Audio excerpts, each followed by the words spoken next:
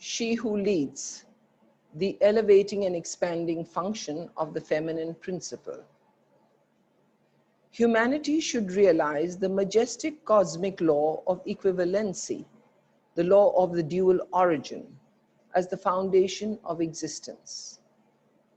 Taken from the letters of Helena Roerich, Volume 1, 7th October 1930. The feminine principle and Agni Yoga. The worship of the feminine principle recognizes the fundamental crux of life as the qualities attributed to the Mother Goddess, revered in all ancient cultures as the peaceful preserver and nurturer of life. Greek mythology, Celtic, Nordic, and Asian tribal law all recount this. In India, as early as the Rig Vedic period, 1500 to 1200 BCE, we have the worship of Ur or Aditi, described as the celestial mother of every existing form and being, the synthesis of all things, Wikipedia. Later, this cardinal belief gained popularity through the all-pervasive worship of goddess Shakti. In Sanskrit, cosmic energy, venerated in her 9 avatars, derived from these philosophical and mythological texts. In Helena Roerich's words, in ancient Egypt, the head priestesses often inspired the hierophants, transmitting to them the will of the goddess. Writes the Sufi writer and mystic author Llewellyn Rhys-Jones, we have denied life its sacred source of meaning and divine purpose, which was understood by the ancient priestesses.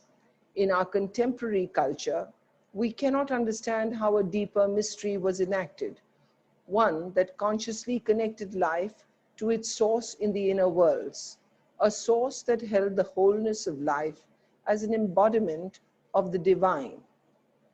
Over time, the wisdom of this feminine principle, natural, vibrant, and life-giving, creative, was gradually banished to the underground, hidden to the unperceiving eye, but latent and still alive.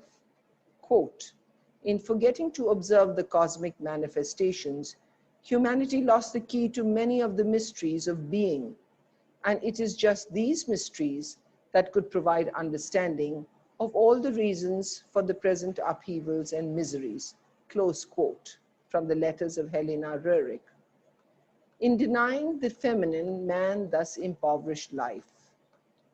Disenchanted by the civilizational desire for domination, exploitation, and colonialism, a quest arose in the post-Renaissance industrialized West to understand the serene truths that had existed before the Christian and Islamic eras, in the cradle of Vedic and Buddhist thought. One such effort was Theosophist clairvoyant Helena Blavatsky, The Secret Doctrine, 1888. The ideas expressed caused quite a stir, as the philosophies then espoused were limited to an ethical conduct in a primarily earthly existence, and fantasized about a heaven and hell, yet couldn't provide any scientific basis to it. But what of the universal experience of the soul and its transmigration through the 3 lokas, or realms, of past, present, and future, extrapolated upon in these Eastern philosophies? To this, there were no answers.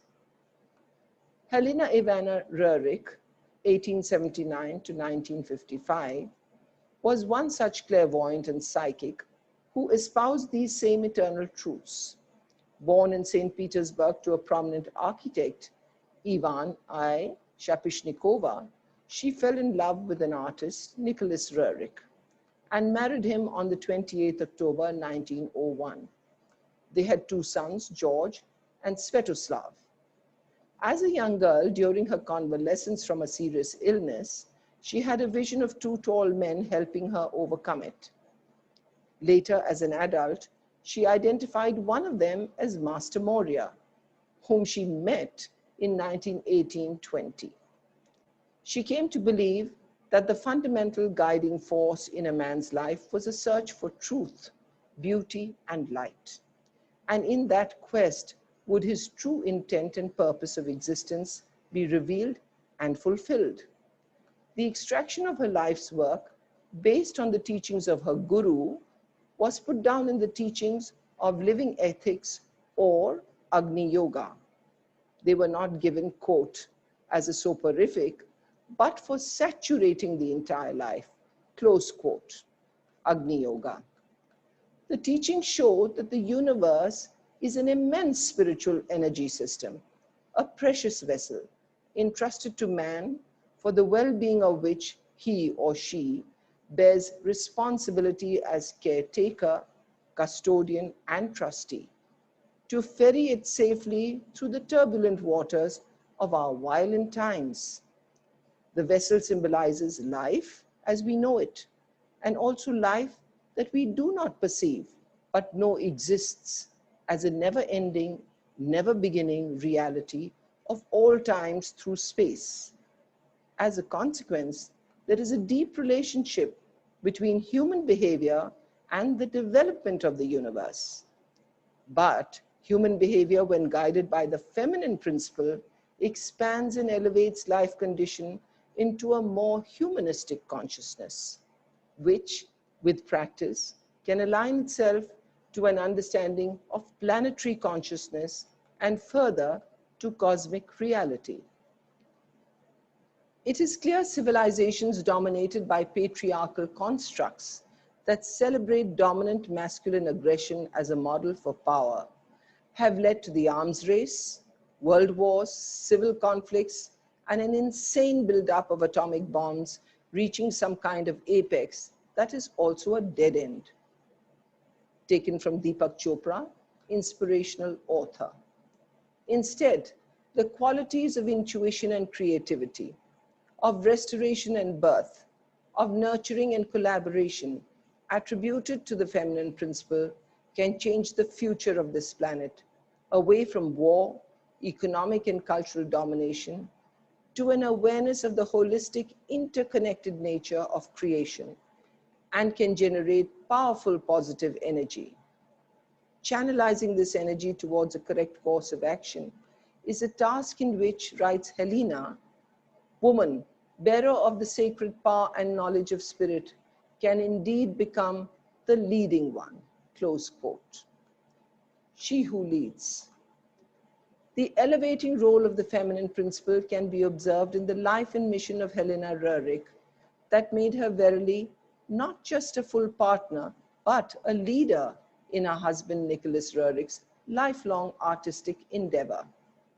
She always shone through his every creative work, his poetry, his paintings, and travels. Many canvases of the artist originated from her conceptions and visions. Helena Roerich was the first to see his new paintings. She was his guiding light, philosopher, and friend, informing his talent towards a defined purpose, to travel and unveil and then illuminate through magical, mystical colors these same hidden, unshakable truths in a prophetic way. His paintings could then inspire, reveal, and show the true path to future generations. Like her writings, Roerich's paintings were the vehicle through which truth and beauty were to be experienced by those who gazed upon them. They were to remain receptacles of such holy wisdom. When understood through this prism, Nicholas Roerich's painting, She Who Leads, is emblematic of that same fundamental energy that keeps the universe churning. Here, the persona of the above-mentioned principle of a mother, nurturer, holder of the world, caregiver, and the pathfinder is expressed.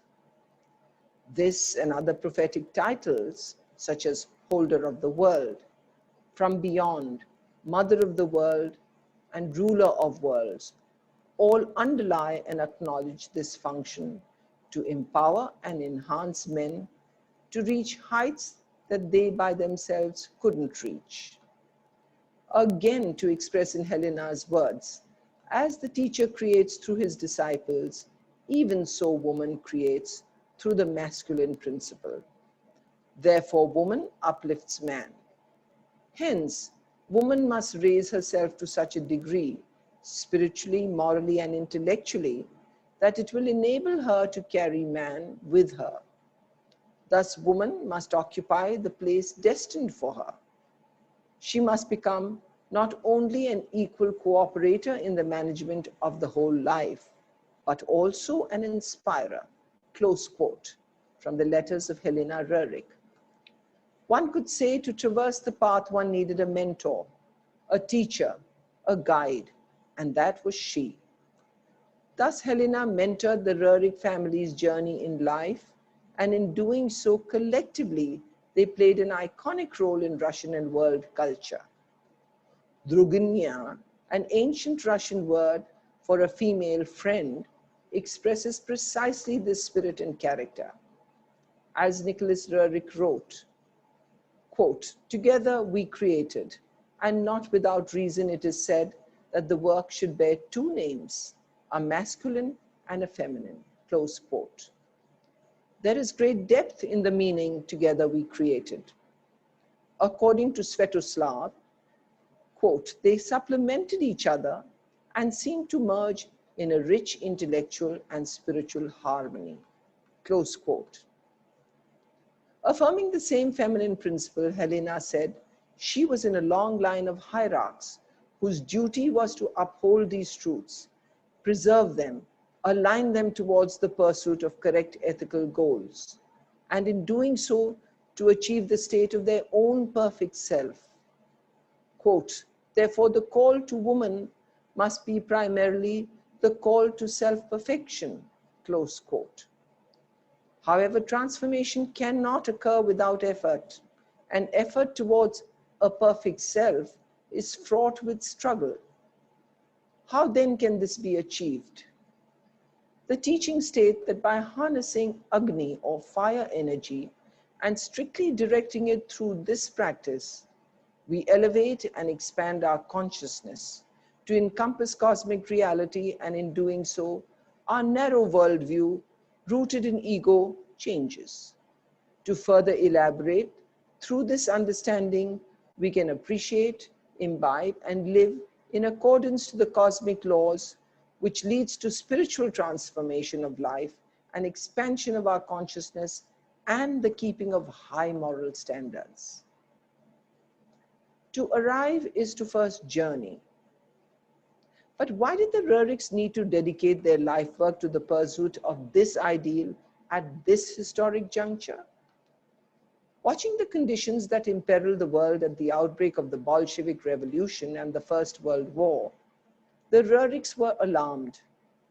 It was the disregard and subjugation of the feminine principle that had led to this vitriolic display of aggression, militarism, and might. Wrote Helena, quote, "The universal disorganization is the result of this continuing imbalance through the subservience and oppression of woman.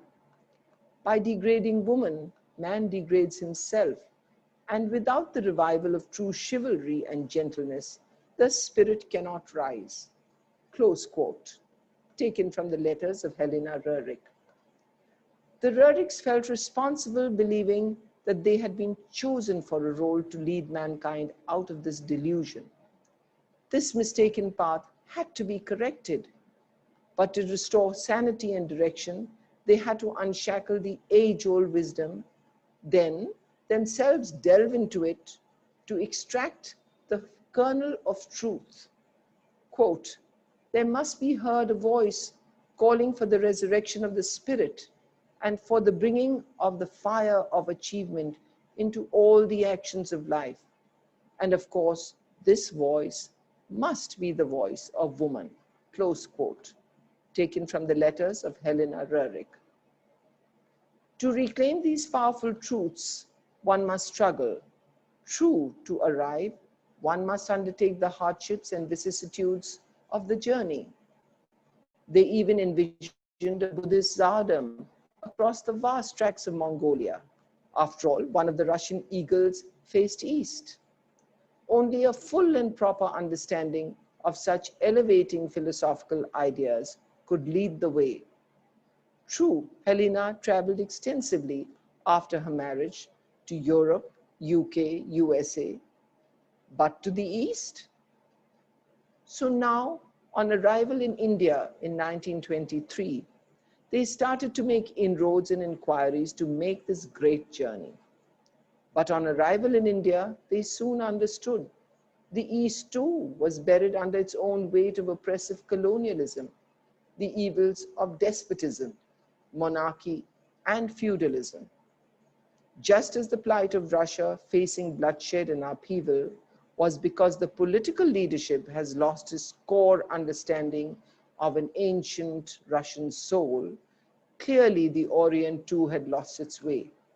Its ancient wisdom was buried under Western political tutelage. Along with their two sons, Helena and Nicholas, had to assume the garb of missionaries, travel further into the plateau of Tibet and Inner Mongolia, undertake a physical journey known as the Central Asian Expedition 1924 to 28, to come to the full cognition of these nascent ideas. Quote, "Sisters of the Golden Mountain, a dangerous but beautiful time is ahead of us, a time of great achievements. I send you the call of my heart. Let us arm ourselves with flaming striving and with courage, and over all obstacles, we shall carry the banner of the Mother of the World." Close quote, taken from the letters of Helena Roerich. They had to undergo hardships and challenges to move towards that light, to show the way towards responsible restoration of world peace. The rest is well documented, and there is no reason for me to recount that here.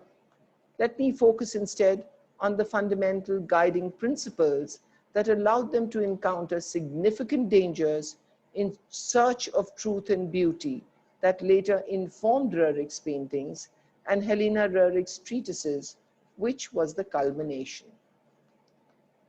The teachings of Agni Yoga state, quote, "Among the kinds of courage, the most invincible is the courage of the flaming heart, when, with full resoluteness, with full awareness of the feet, the warrior knows only the path of advance.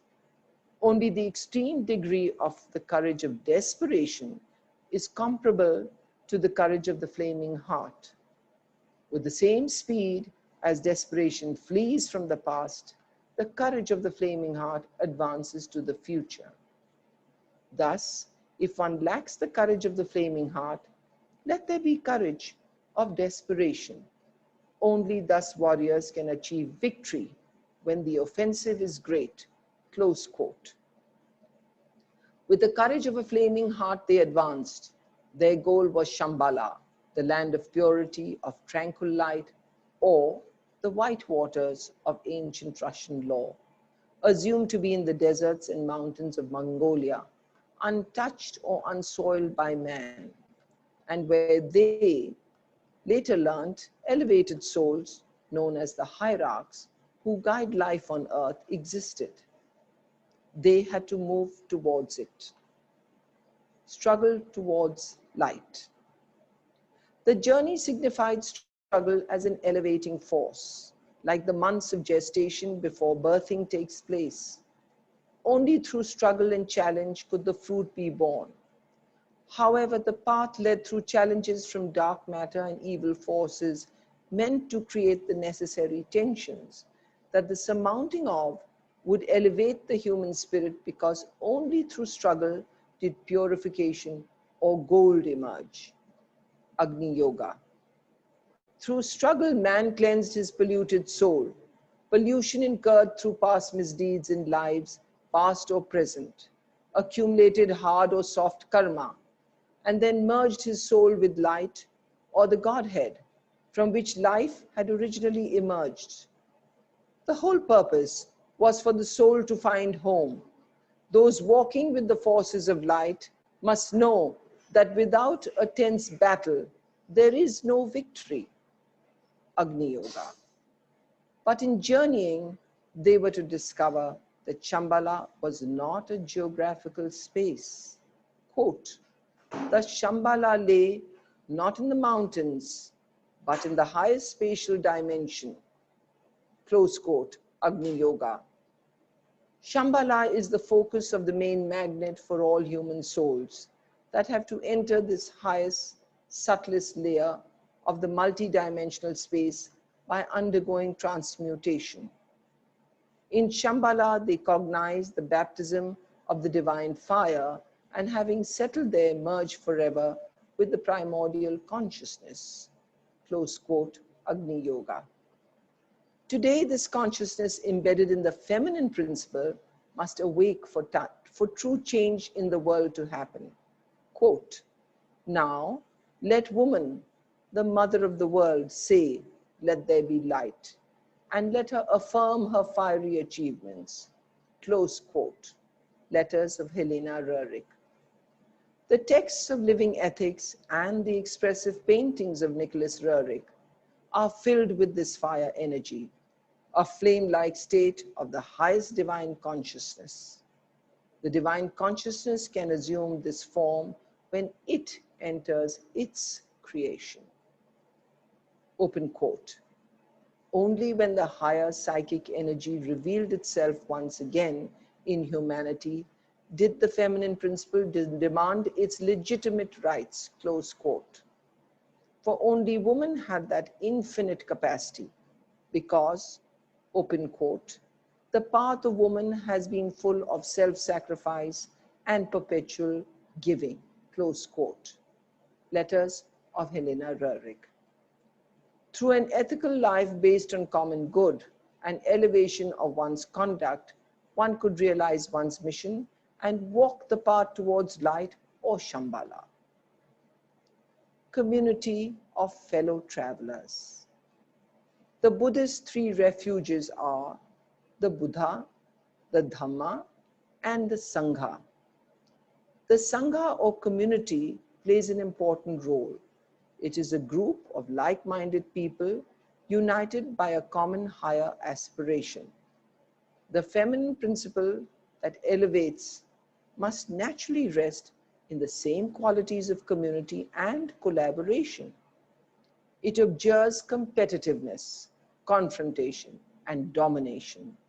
The feminine principle advocated group practice as being more effective, for it creates a powerful common energy field. The tenets of Agni Yoga state, our fiery law ordains mergence of consciousness should not be based on selfishness or done for self-profit. Only when faithful and honest people can be accepted in such a community. On the contrary, those who display falsity, laziness, and capability for betrayal must be dismissed from the work. The giving and sharing is elaborated upon in theosophical texts and Buddhist teachings. And above all, the elevating role of the feminine consciousness was the pure heart. The sharing of hearts bound communities.